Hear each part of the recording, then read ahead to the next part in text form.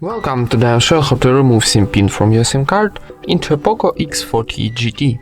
Firstly, open your settings, then scroll down and find password and security option.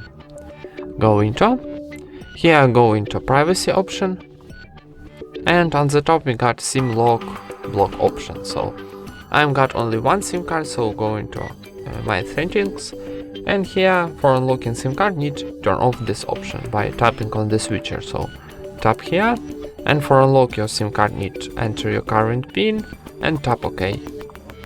And we unlocked our SIM card. Thank you for watching, leave thumbs up and subscribe to our channel.